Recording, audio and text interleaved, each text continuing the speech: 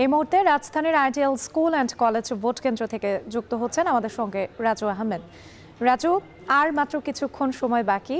আগামীকালই অনুষ্ঠিত হতে যাচ্ছে ত্রয়োদশ জাতীয় সংসদ নির্বাচন এবং নির্বাচন ঘিরে ভোট গ্রহণের জন্য কেন্দ্রগুলো এই মুহূর্তে পুরোপুরি প্রস্তুত রয়েছে কিনা আইন শৃঙ্খলা বাহিনী কি বলছে?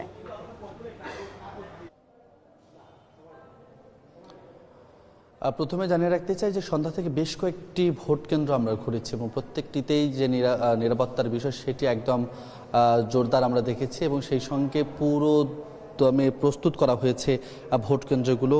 গোপন কক্ষ থেকে শুরু করে সকল ধরনের প্রস্তুতি, কোথা থেকে সিল নেওয়া হবে, কোথা থেকে প্রিজাইডিং অফিসাররা কাজ করবেন, কিভাবে এজেন্টরা বসবেন, সমস্ত কিছুর প্রক্রিয়া কিন্তু ইতিমধ্যে সম্পন্ন করা হয়েছে। এবং জানিয়ে রাখতে চাই প্রতিটি কেন্দ্রের মতো আইডিয়াল স্কুল অ্যান্ড কলেজের এই কেন্দ্রেও 13 জন আনসার সদস্য এবং 10 জন পুলিশ সদস্য সহ প্রিজাইডিং অফিসার এবং অন্যান্য কর্মকর্তা যারা রয়েছেন তারা দায়িত্ব পালন করছেন।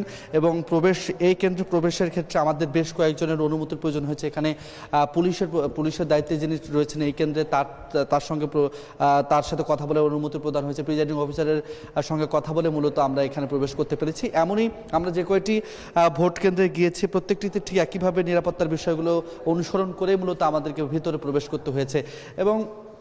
এবং প্রত্যেকটি কেন্দ্রের যে গোপন কক্ষ এবং ব্যালট থেকে শুরু করে অন্যান্য যে নিরাপত্তার বিষয়গুলো সেগুলো নিশ্চিত করা হয়েছে। বিশেষ করে একটি ভোট কেন্দ্রে ভোট গ্রহণের জন্য যে সকল প্রস্তুতি গ্রহণ করা প্রয়োজন সকল কিছুই ইতিমধ্যে প্রস্তুত করা হয়েছে। অর্থাৎ রাত ভোট, সেই ভোট দিতে সকালে মানুষজন আসবে, সেই আসার যে প্রক্রিয়া সেই আসার প্রক্রিয়ার অপেক্ষায় মূলত এখানকার দায়িত্বরত যারা রয়েছেন তারা করছেন। এই ছিল আমার কাছে এখন পর্যন্ত সর্বশেষ।